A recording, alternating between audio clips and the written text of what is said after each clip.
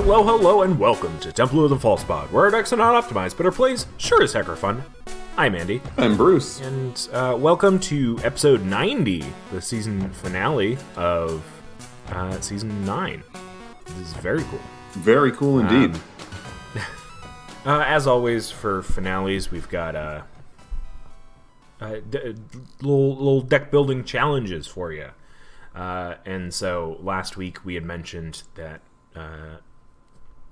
as we're coming up on the new year, or it's the new year now. Happy New Year. And as we are now in Magic's 30th anniversary, we figured we'd take a look at Magic's past with a little format that everyone knows as EDH. We'll travel back to 10, because all of these cards were all printed before any Commander product came out. So that's the restrictions. Yeah. Commander deck, EDH deck, all printed before Commander. Yeah, before Commander decks were printed. It was interesting. I heard today that Wizards of the Coast in the year of 2022 made 425 different commanders, different legendary creatures. My God. As you'll see from our decks, they were not making commanders at that rate before they were making commander decks. I did a quick little search, and before, where is it? So you said 425? Is that what you said? Yes, this year.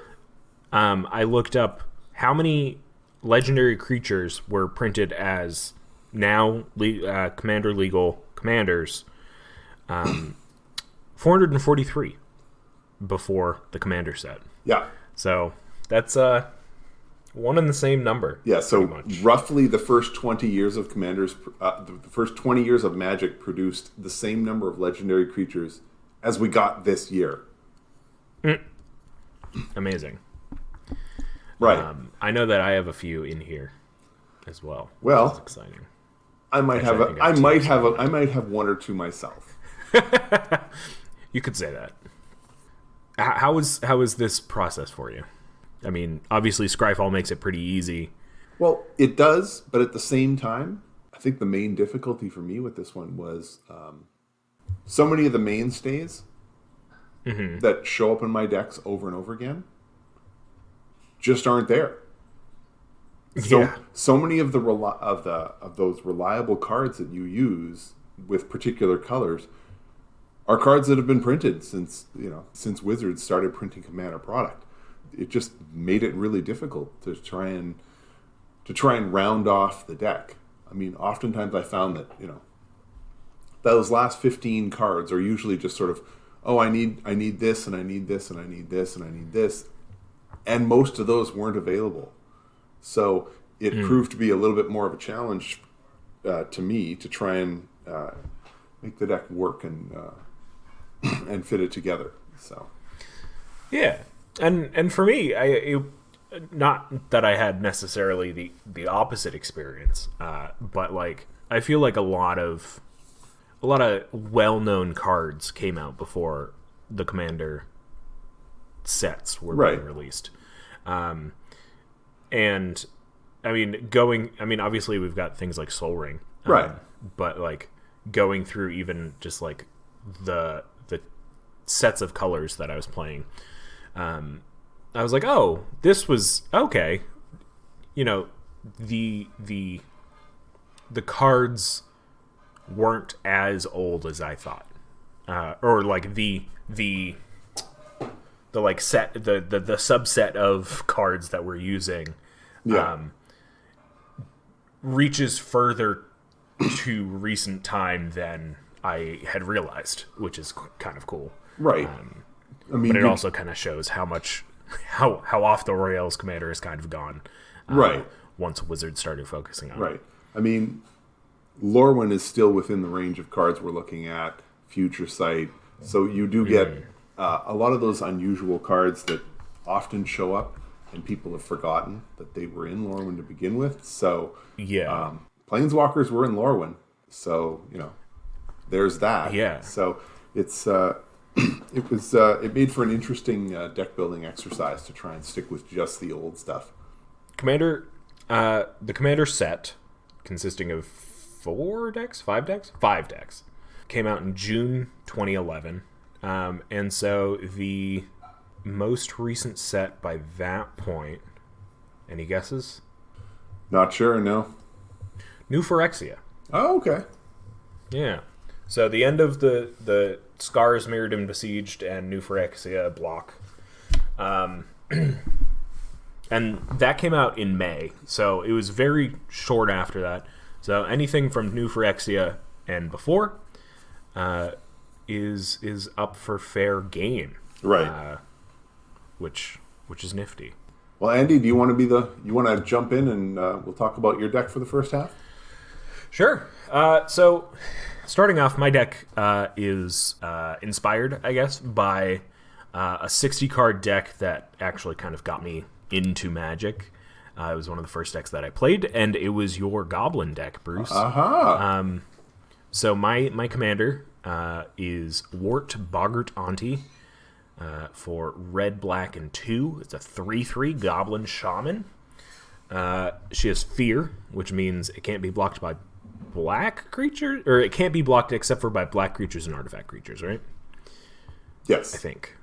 And then at the beginning of my upkeep, I may return target Goblin card from my graveyard to my hand. Very, very simple, very straightforward. It's what I like to see from commanders, where it's not too like, oh, do a thing, draw a card. It like has things that can synergize with other things, rather than just general rules text. Right. It kind of aims you in a direction, but it also can stand up on its own, which is what I always like to see from commanders. So where I first got off on my journey here was I just kind of typed into Scryfall, hey, give me goblins. But then I remembered some things from your 60-card deck, Bruce, that I needed to make sure that I kept in mind. So what did you have in mind? Lorwyn brought tribal cards, tribal instants and sorceries, Right. which I found very helpful in this deck because Fodder Launch for 3 and a black, it's a sorcery, it's a tribal sorcery goblin, and it says as an additional cost to cast Fodder Launch, sacrifice goblin. Sure, fine. We'll see later how many goblins I have in this deck. I'll give you a hint, it's a lot. Target creature gets -5/-5 till end of turn, and Fodder Launch deals 5 damage to that creature's controller. It's pretty good because it is a goblin card. Wart can bring it back to my hand at the beginning of my upkeep. Right. So that's kind of what this whole deck is based around, is just that interaction. It kind of branches off from there, and you'll see further shenanigans from there. Right. Yeah. Right. And my 60-card deck was really focused very much on that. That and the... what's the other one? Boggart Birthright. No, I was thinking about the other one that... Mog War Marshal. that deals damage. It wasn't a goblin card, though. Oh, I have no idea. I'm blanking on it, but... There's also Tarfire for a single red. Yeah. It's essentially just shock, but it has the type goblin. Yeah. Which is good. Kind of to just go through this category quickly. Boggart Birthright returns target goblin card from your graveyard to your hand. I've put enough recursion in this deck that hopefully I'll never have to cast Wart more than once from the command zone. But even so, she's a 4-mana creature, so like it wouldn't be too hard to cast her, 2 or 3 times total. But there's enough recursion in this deck that it could either get her back to my hand or the battlefield, or certain goblin pieces that'll help out. Right. Boggart Birthright is a goblin card. Boggart Shenanigans is 2 and a red. Whenever another goblin you control is put into the graveyard from the battlefield, you may have Boggart Shenanigans deal 1 damage to target player.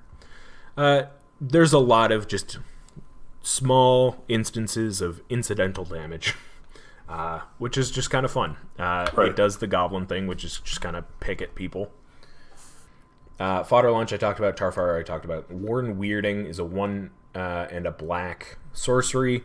Target player sacrifices a creature. If a goblin was sacrificed this way, that player puts 2 1/1 black goblin rogue creature tokens onto the battlefield. Those tokens gain haste until end of turn. So this is flexible, which is nice. And with Wart, it comes back to my hand. It could be one of many choices that could come back to my hand. And it's flexible in the way that I could target, obviously, a big threat on the other side of the board, or I could target my own thing and get, target, say, a 1/1 red goblin token and get 2 black goblin rogues that have haste. So yeah, pretty easy, pretty simple. Pretty great art throughout. I kind of came to a head after the next couple sections where it was just a lot of just all right, here's goblins that were in this subset of cards. But I figured I'd go through and talk about certain specific ones. I've got classic goblin tools, which are just kind of cards that you always see in goblin decks. Bombardment, Chieftain, Goblin King, Goblin Matron. Goblin Matron I like because it's a 3-mana tutor for a goblin. So you can find... I mean, I'm not huge on tutors, but it's red, so it's this is the only one. And if she dies, I can get her back to hand with Wart. So that's always nice. Yeah. And kind of go through that and figure out, oh yeah, no, I can tutor up a few pieces through a few turns. Mad Auntie is there because obviously she buffs up your goblins, but also you can regenerate goblins. Yeah, it's a nice way to keep Wart on the battlefield. As much as you don't, as much as you want to be, your deck is going to bring Wart back from the graveyard over and over. The difficulty is that it's at the beginning of the upkeep is when you want Wart on the battlefield. So Mad Auntie does a great job of regenerating Wart as opposed to having to get it back out of the graveyard, and preferably before your upkeep hits. Skirk Prospector, just kind of it's not necessarily ramp, but it's big mana when you need it or before a board wipe. Mm-hmm. Warren Instigator is just fun because you're not cheating out much. With pre-EDH goblins, I think the biggest goblin creature, Goblin Marshal, I think, is 6 mana, but all you're doing is getting, a handful of goblin tokens from it. It's not doing much. So those were the classic goblin tools. I like Goblin Ringleader. I know it's been reprinted many times. It's a 4 mana 2/2 with haste. When it enters the battlefield, reveal the top 4 cards of your library. Put all goblin cards into your hand, and the rest on the bottom of the library in any order. So this is the only card draw in this deck.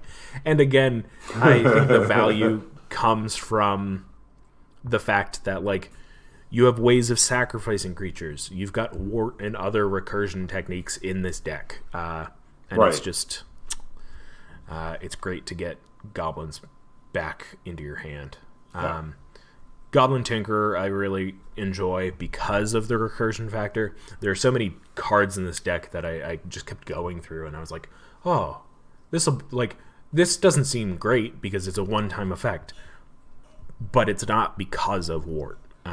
Because I'll be getting these things out. Goblin Tinkerer is a 1/2 for 2. and you can pay red and tap.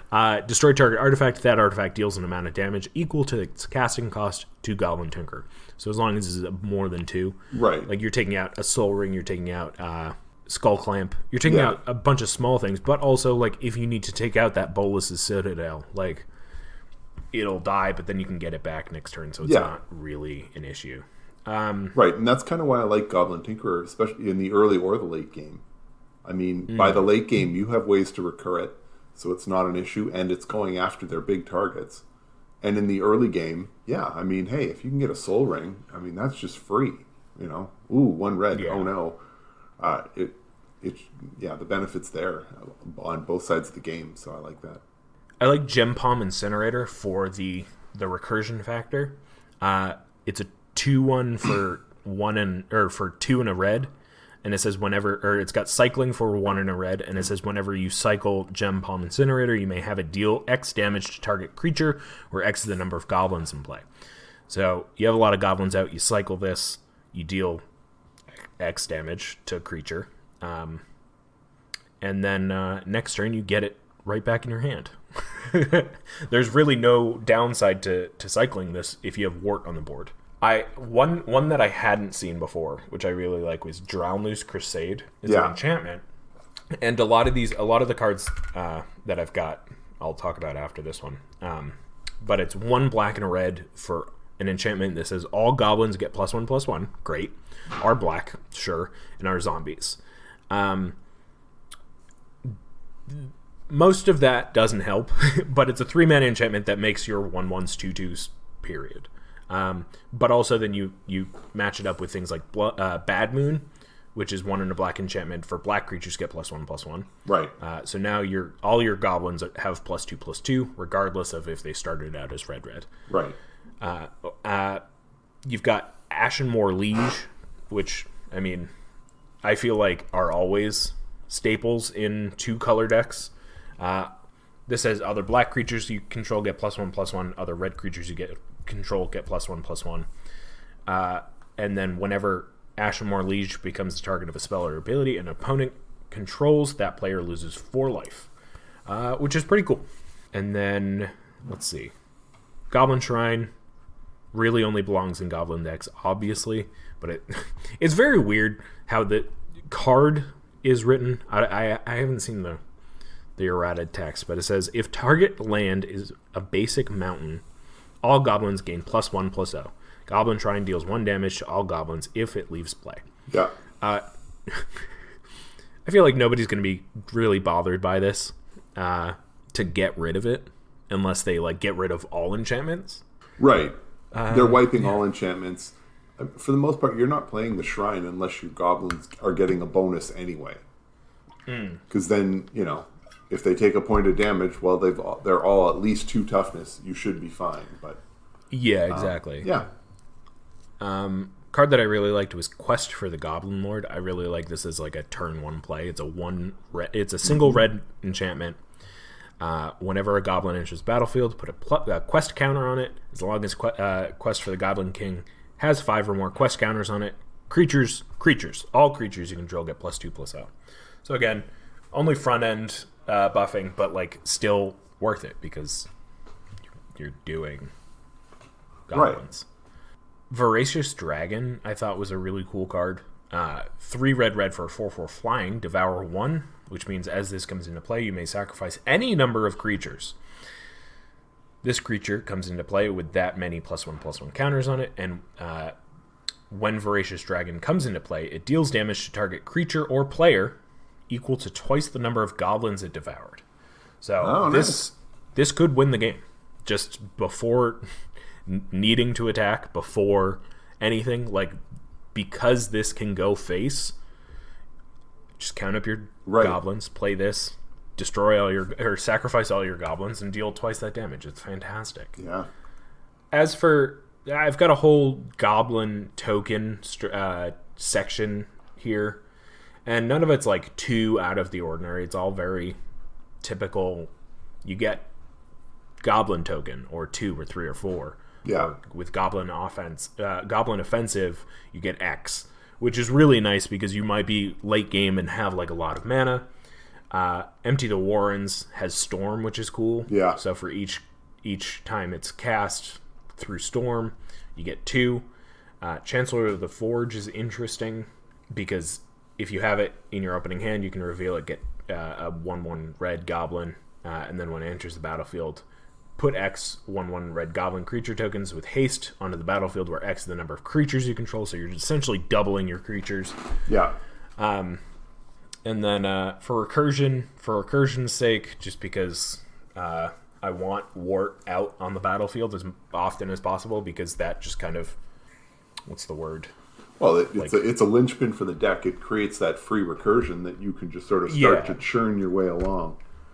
Yeah, it's cardless recursion just simply by the fact of it being on the battlefield.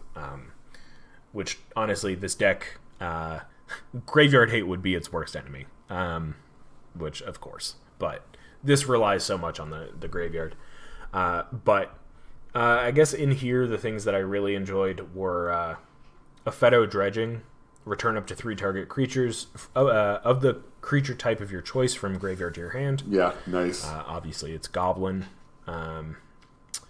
Necromantic Thirst, I think, is really nice. It says whenever enchanted creature deals combat damage to a player, you may return target creature card from your graveyard to your hand. Attach that to Wart. Wart has Fear, so if nobody's playing black or artifact creatures, it's getting through for 3. And you're getting Wart's trigger essentially another time in a round, which is nice. And that's kind of where I was like stuck for a bit. I guess I was stuck a little bit before the recursion. I was like, I don't know what to do with the rest of this deck. I like you said, so many of the cards that I naturally are inclined to go toward are like commander cards that have come out since Commander started, since Wizards started thinking about Commander. And then I realized I need to do ramp. I was like, this deck needs to do more than just get Wart out on turn 4. Right. And honestly, you could probably use more ramp. A lot of this ramp is obviously artifact based, just from the simple fact that it's black and red and old. Bubbling Muck is nice for the one turn that you need to like just kind of put everything out on the battlefield. Caged Sun is an expensive piece in terms of its being 6 mana. Yeah. You'd probably choose red for that. Gauntlet of Power, also expensive in many ways. 5 mana. Right. Choose red again. Yep. Both of those pump up your creatures, which is nice. Gilded Lotus is fine. Sacrifice is a really cool card that I had never seen before. Oh, yeah? Sacrifice is a one mana interrupt for black. Sacrifice one of your creatures to add to your mana pool a number of black mana equal to that creature's casting cost. So, say you get Chancellor of the Forge out, you get 7. It's great. Yeah. That's pretty much the deck. It's very, very goblin-y, obviously. It's very, like, you could give this to somebody who hasn't played a lot of Commander and just, like, other than, say, like, the, like, Goblin Matron, like, who knows what they're going for, like, they know how to pilot it because it's very straightforward. The land is uninspired, I guess, except for Terrain Generator, which is a card that I feel like I've never seen played before, but I feel like it does great things. For 2 and tap, you can put a basic land onto your hand from your hand on a battlefield. This has got 29 basics in it, so yeah. Oh no, that makes sense. The one that I like, because I forgot to put it in my own deck. It's Miko Koro, the Center of the Sea. 2 and tap, each player draws a card. I appreciate that this costs 3 mana to draw a card, and we're giving a card to your opponents, but deck needs to draw cards, and if it means other people get to draw cards, well, it's not great, but you're gonna draw cards. So I like that addition to the deck. I think it's a good idea. Yeah. I think the interesting part to me about this deck is that this is very much a Goblin deck playing the long game. And you don't see that with Goblin decks. Anybody who's running a Goblin deck in even in Commander, they're likely looking to try and get, one person out quick and then, try and build up for a second shot somewhere along the way and then hope for some help. That's not the case for Wart. Wart is quite happy to just churn, get some value, punish people for swinging your way or looking at you funny, and just sort of keep hanging in there until it's down to a one-on-one, and then you just start hammering away at them. So, honestly, I feel like if this card was printed today, it would have green in it. I feel like it would be a Jund, probably a 4-mana still, 3/3, same text, and I feel like it would just be a value machine through and through. And probably more ways, obviously, to ramp and to draw cards, but that's green for you, right? Yeah, it was a lot of fun making this deck because I think there were less cards in this deck that I didn't know than I thought I would find. Like I thought, I pictured in my mind this format being, I don't know, or like this subset of cards being like extremely like niche, but also I pictured it being like, I don't know, like I didn't think I would see like Squee, Goblin Nabob, and I honestly didn't even realize that Wart would be in this subset. I think as somebody who started playing Magic 5 years ago, I pictured the Commander product having been much earlier than mid 2011. Right. But I've been playing Magic for almost half of what Commander's been around, so it's been a very interesting experience. Yeah. Obviously, as always, if you want to check out the deck list, we've put it in the show notes. And we're going to take a quick break, and when we come back, we're going to talk about Bruce's deck. Oh boy!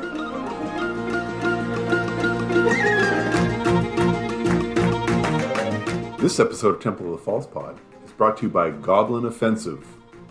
Goblin Offensive. They certainly are.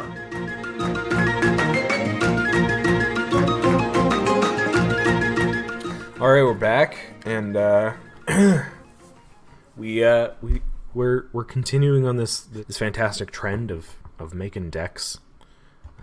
Man, we've talked about so many decks this season, and we've got one more for you. It's made by our very own Bruce. Hey. As stated before, these decks, the cards had to have been printed before the Commander decks, I guess, were released, which was set expansion code CMD. Yeah. So pretty easy to find on Scryfall. Yeah. Anyway, Bruce, what do you have for us? So I went way back, all the way back to Invasion, and I picked a legendary creature, Captain Sisay. Captain Sisay is 2, a green and a white for a 2/2 legendary creature, and her ability is she taps and search your library for a legend or legendary card, reveal that card, and put it in your hand. Then shuffle your library. Normally, I am not a fan of any kind of a tutor effect. I think it makes games repetitive. And I do my best to avoid using them in decks. However, I had a 60-card deck that ran Captain Sisay. And, I filled it full of a bunch of legends and just loved the way it played. Not because it was super consistent, but because the search forced me to build a deck that was basically all legendary. And the real issue at least with the 60-card deck, was you really didn't need a lot of ramp. Because with the 60-card deck, once you got the Captain Sisay out, then you would tap the captain to go find legendary land. And that 60-card... Big brain play. Right. And that 60-card deck was 3 or 4 different colors because, hey, it wasn't a commander. It was just a 60-card deck. So you would find the old legendary lands that could, that would tap for particular colors. you just search out the one you needed, put it out on the battlefield, and away you go. And there are a lot of legendary lands that you can go search for. So when building a commander deck, though, well, now I'm down to just 2 colors. So the ability to go and search for lands as a way to up your ramp package is a little bit more limited. Now, I've put 40 lands in the deck. Of those, only 12 are basics. And a lot of the other cards in the deck are either duels or legendary creatures. So, legendary lands. So there are cards that'll go out there and get you the land you're looking for, but primarily Captain Sisay is going to be working more the way you would expect the captain to. You're going to go find legendary creatures and get them into your hands so that you can cast them out. So it works a little more traditionally than you might expect, because that 60 card deck just turned into a churn for my opponents because I was just constantly searching for everything I needed. So, this one doesn't quite do that, but it does all right. So, let's sort of get started here. Let's start with the I think the bizarre part. There is very little card draw in white and green pre-commander. There just is. You're just not going to get that much card draw. Of the cards that I would include in card draw was Reki, the History of Kamigawa. It's a 1/2 creature, it costs 2 and a green. It says whenever you play a legendary spell, draw a card. Now this is a legendary creature. So there is a good chance that if I'm concerned that my hand size is going to dwindle down, I'm going to go find Reki, and I'm going to do that fairly quickly. But Reki's the only option. The other piece to keep in mind, though, is that this is Captain Sisay. In the end, as long as you're not attacking with her, on your last opponent's turn, you can tap her, and she's essentially draw a card, because there's always going to be another legendary card that you can get with Captain Sisay. Even if there's no legendary creature that you think is appropriate at this time, you just use it. Thin your deck. Yeah. Find a card you think could work, put it in your hand, draw your card for the next turn, and decide from there how you want to do this. Between the captain and Reki, I know there's only 2. That's only 2 cards that draw cards, and putting yourself at risk doing that. But you will draw a lot of extra cards, even with just those 2. So. Yeah, and I don't know if you had mentioned this, so sorry if I am repeating you. Reki says whenever you play a legendary spell, so even legendary lands will... Or no, I guess they're not spells. Never mind. Yeah. Forget I said anything. However, I will say that if you go and look at the list, there is a ton. So I guess the next part, I want to talk a little bit about the ramp package, mostly because the ramp package is probably the area that's weakest in that, I can't search for legendary stuff that's going to do this, that's going to be included in the ramp package. I went with a lot of the older traditional stuff here. So Cultivate, Birds of Paradise, Land Tax, Mirari's Wake. I put Omnath in here, mostly because I like the idea of Omnath.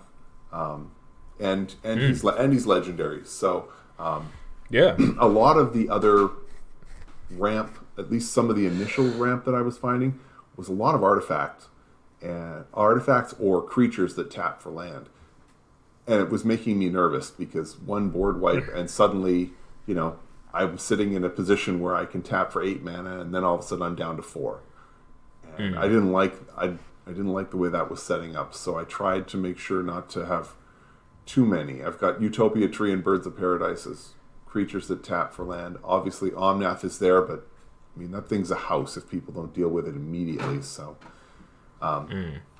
so I opted for that.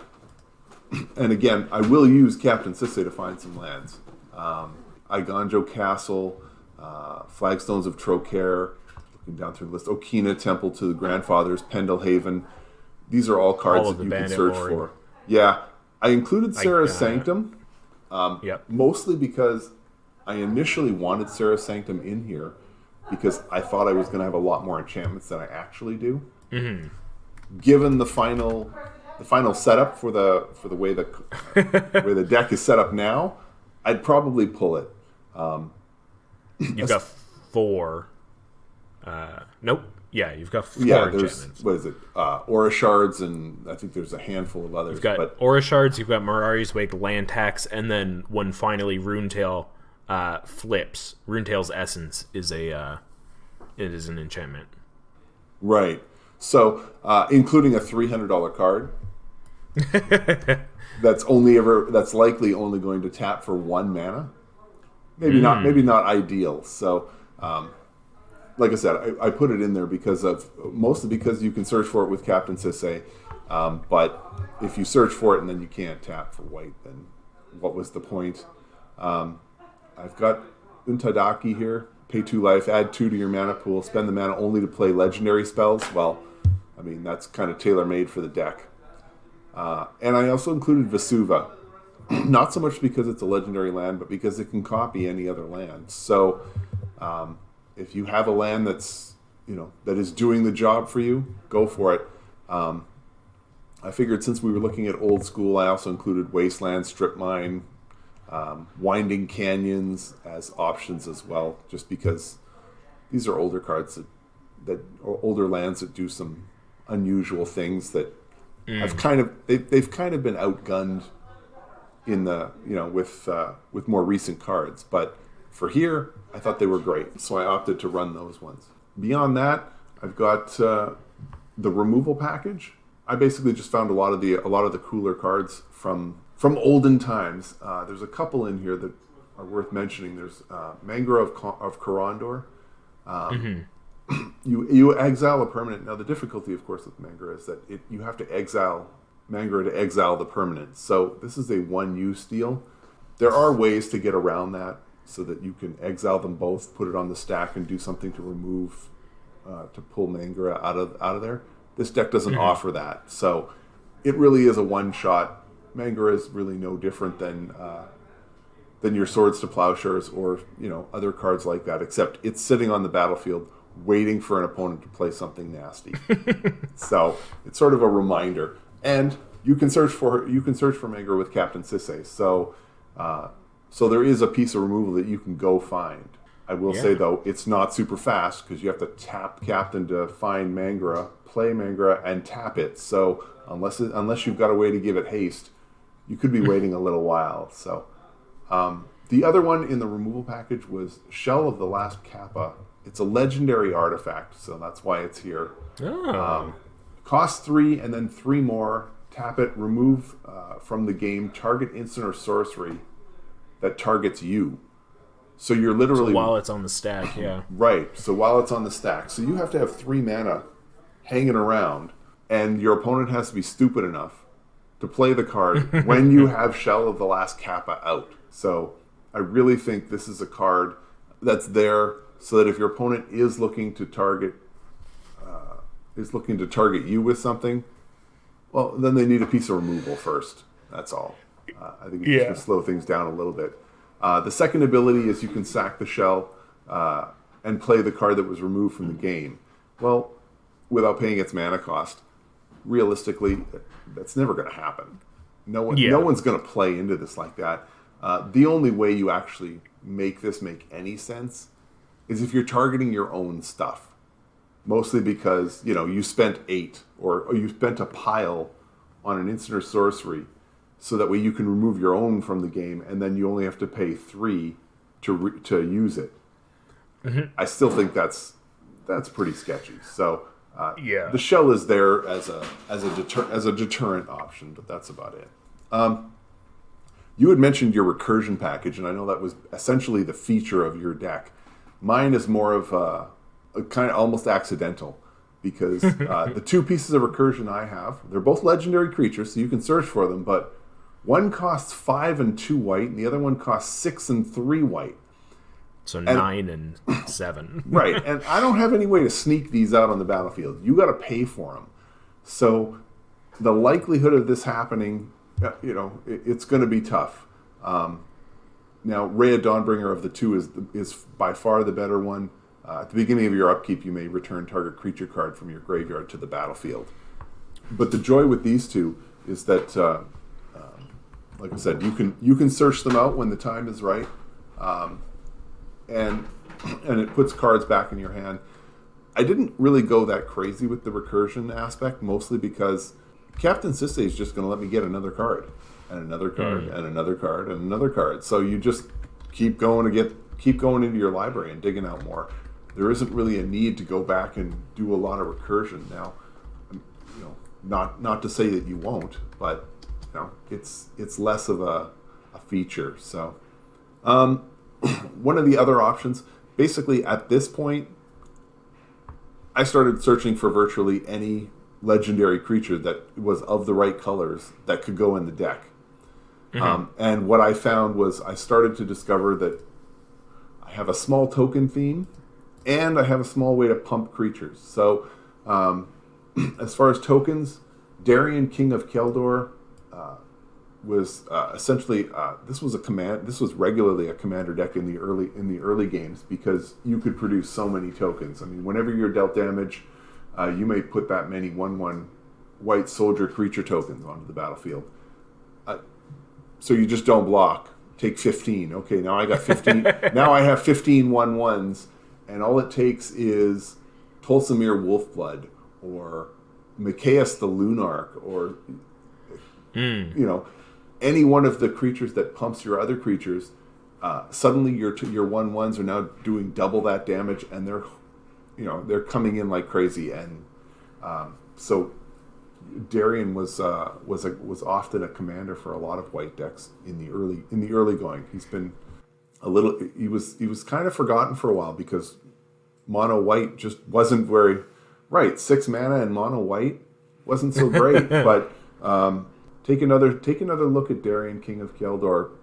Once you've got Smothering Tithe and the Smuggler's Tax and Smuggler's Share, or Smuggler's Share and some of the other recent white cards that will give you a little more card draw and a little more mana. I don't know that mono white is necessarily all that bad, and a commander like Darien, King of Keldor might be something that should see a resurgence. So I would say even too that even without these pricey cards, I would think that mono white is it's standing up against a lot of decks. Right. I mean, Smuggler's Share itself is it's a $7 card, which isn't a lot, but it's getting too rich up for there. my taste. Yeah.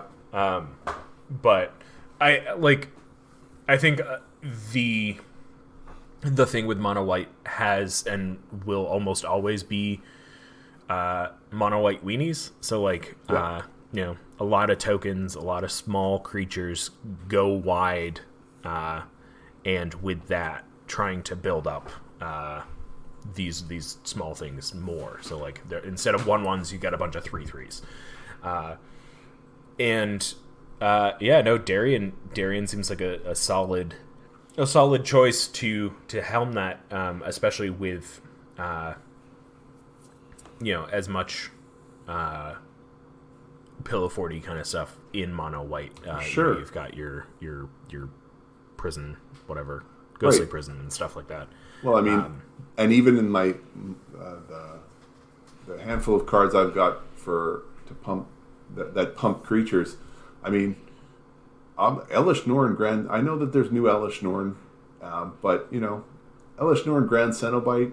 It's a great way to shut down your opponent's weenie decks and give yours just an explosion of power. I mean, +2/+2 for your own creatures, and -2/-2 for your opponents. Yeah, I mean, it's taking your 1/1s and standing them up against your opponent's 5/5s, and they're the same, Right, and this is the joy with Captain Sisse is that when you're ready for it and you've got the mana for it, you can go find it. So it's something to keep in mind.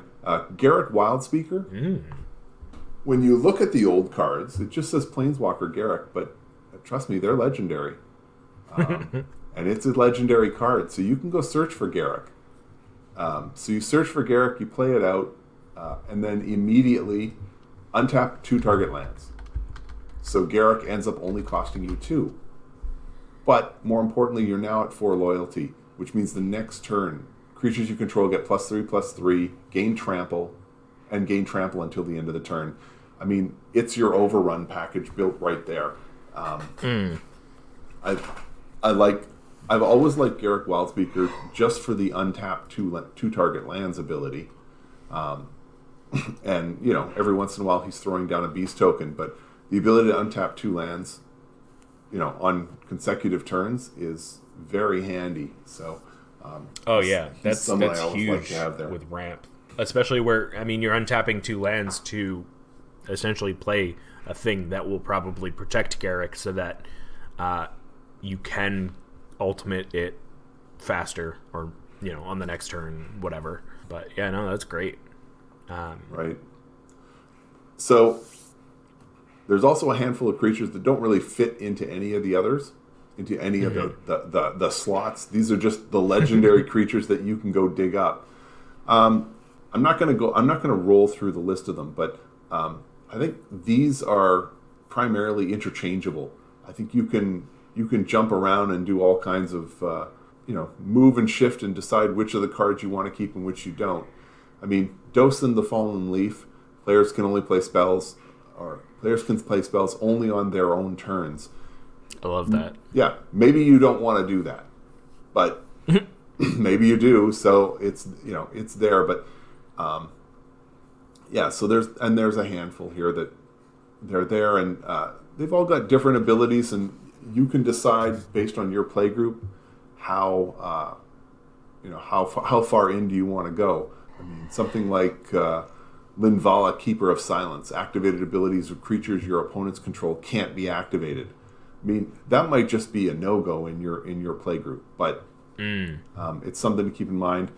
Miri, Cat Warrior.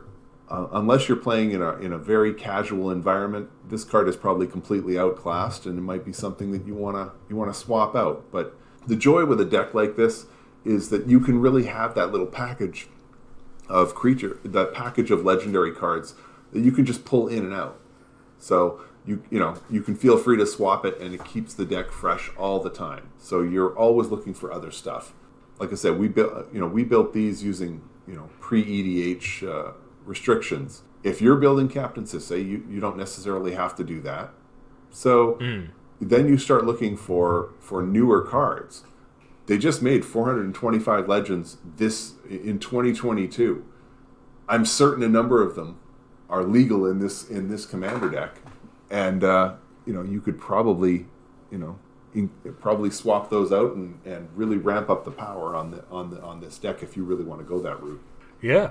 I really like this because, like you were saying, like with the fact that this is fairly interchangeable, like nothing is too out of place still, right? And even with like your like some of your removal, like you've got Glissa Sunseeker, which is presumably errated to be legendary. Yeah, and it's not super great. It's specifically Glissa, but like it's fun to see like, oh, like these are the cards that a lot of these cards are the things that I was thinking about when I was building my deck of like, oh, like these cards from long ago. But then it's also nice to see like Mirari's Wake and Omnath and Birds of Paradise is like a timeless card, right? But even looking at some of the more expensive pieces, Land Tax is just a great just a great look at what Magic is. And right. I think that's what I love about most Captain Sisay decks that I see, is that it just is this enveloping idea of what is out there in Magic. Right, and don't get me wrong. The deck cost on this one is like $2,300. Yeah, well, okay, that's because there's a Savannah in it, and the Sarah Sanctum that I said we could probably pull out. That land And the tax, Gaia's Cradle. right? Well, no, oh yeah, and the Gaia's Cradle. But I mean, like the land tax can be easily removed. The Gaia's Cradle, I mean, it's in there because it's a legendary card. It's good. It's it's good, but you can pull it. I mean, it's not right.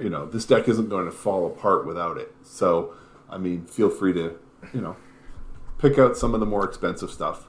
I'm confident you can find a replacement for it that costs a lot less. I'm excited to see Mirari's Wake is down to $5. I did not know that, and that makes me very happy.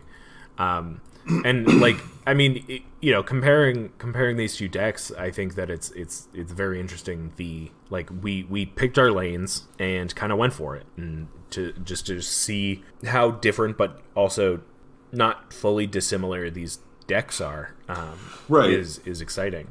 I mean, we both opted to go deep on our theme, mostly because I wanted to see if I could. Right. Is there enough depth in the card pool for me to actually go deep? I mean, practically speaking, there's probably too many legendary permanents in this deck for it to properly function. It should probably include a lot of other cards, and you could take out a lot of the legendary creatures to make it into just a better overall deck. And this is even staying within the pre-EDH limits, or the pre-EDH limits. But I wanted to go this far. I wanted to, to see if this could actually, if you could actually put this deck together. And you can. You definitely can. So. Yeah, and I think that, like, for me, like, what's special about this deck is that, like, you could also keep going. Like, you could go further with the legendary. And obviously, with getting rid of the pre-EDH restriction, like, you can definitely go further. We now have legendary sorceries and stuff. Right. But also, like, we've got legendary enchantments and stuff that, like, you don't see too many of in this, if any, in this deck. Yeah. And then there's, all the planeswalkers. That makes it huge when you can start tutoring for planeswalkers. Now, yeah, you're tutoring for white and green planeswalkers, but there are plenty of those out there that can really do some serious damage real quick. So, the joy of Pre-EDH is you're not dealing with just overbearing decks that will crush you. The cap on these decks is definitely a lot lower than the cap you see nowadays for at least for power level. So I think this is something you could definitely. I think it makes the Rule Zero conversation a little easier because the range is going to be a little tighter. But don't get me wrong. I dirtle with the new sets, and I'm going to dirtle with the old stuff. So either way, it's not going to matter. Yeah, I think kind of going along the same lines. My favorite thing about this building exercise was the expectations out of decks, and like the idea of staples kind of melts away when you're dealing with the older cards, because we're 11 years removed from that, and it's tough to kind of like put yourself in that mindset of like, all right, like what was everybody playing at the time, or you've got all this experience of retrospection, kind of in terms of like, well, now these are the things that I want to be doing with my decks. How can I use a card like Champion's Helm a little bit differently than I would have at the time? And it's just it was an interesting experience for me, someone who's been playing for 5 years, in the way that I'm like, I want to do the Goblin thing. I've never had a Goblin Commander deck, and this is my chance to kind of put it together, which has been exciting. Right. It's also interesting to note when I was putting this deck together. of like cards that I had heard about that I had assumed were expensive because they've been around forever and they have a reputation. Things like Caged Sun, right? I'm like, oh, that card's got to be like $12, right? It's $250. Like, it like because it's 6 mana, it's become it's just obsolete not, almost. It's obsolete. But like that's what I like about these cards is that right, because they're doing the EDH spirit thing of like big spells doing big things, not super fast. It's great. I love it, and I loved doing this. Yeah. Got anything else? Not so much. I think, like you said, I mean, card draw and ramp are going to be a little more difficult. But I mean, Ravnica's around, so you've got your signets, you've got Soul Ring, Cultivate, Kodama's Reach. All these things are still there. I mean, and the other one, 3 visits. When we were playing back in this time, nobody owned 3 visits because it was only in Portal 3 Kingdoms. It cost a fortune. It was impossible to have. And now they're all over the place because they've been. It's still fairly up there. It's like a $5 card now, but like it was an uncommon in Commander Legends, right? But it's a 2 mana go get a forest. I mean, an untapped forest. Yes, it's out there. You just need to dig around and be reminded of how things worked. Yeah, I find it very poignant that both of us brought up card draw and the issues with it, and obviously, you had plenty of things to use for ramp because you're in green, right. But neither of us chose blue, and it's very poignant that both of us had issues with card draw. So, the colors definitely, or at least trying to stay on theme. Colors definitely stayed in their lane a lot more back then, so it was always a little bit more challenging. But you make it work. Yeah. So for the next, this is our season finale. Next 2 weeks, we're going to have mini episodes. We're going to talk about some cards or something that we'll figure out at some point. It is now January 4th. Okay. Happy New Year. Happy New Year. And then our next 2 weeks will be the mini episodes, like I said. Our season 10, it's going to be a big season. Premieres January 25th. Nice. So we'll be back with full-sized episodes at that point. And yeah, I'm excited to let you all in on what we've got planned for our big countdown to 100. Gonna be a good one. So I think that's going to do it for us tonight. If you have a deck of your own that you'd like to share with us, you can find us on Twitter at FalsePodMTG. Ever since we were on Brainstorm Brewery, I know personally I've got the itch to be on other people's streams, and so you might see us around. So keep an eye on Twitter or whatever social media platform of the future, and we'll see you next week, of course, but we'll see you in a couple weeks, because we're Temple of False Pod. We're Dark Not Optimized, but our plays sure as heck are fun. I am Andy. I am Bruce. Thanks so much for hanging out for 90 episodes, for sharing us with your friends and such. Go play some Magic for me. We'll talk to you guys later. Have a great night. May your 5th land be the Temple. Bye!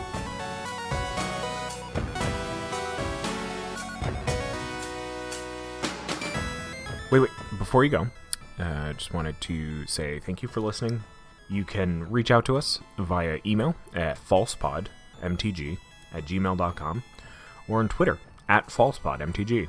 Bruce is at ManaBurned, and I'm at Andy Weekend, though you'll definitely notice I use the podcast Twitter far more often. Now that we've got you here, make sure you subscribe, like, rate us on whatever podcast platform you use. It helps us out. It gets us more reach. Subscribe to us on our YouTube channel.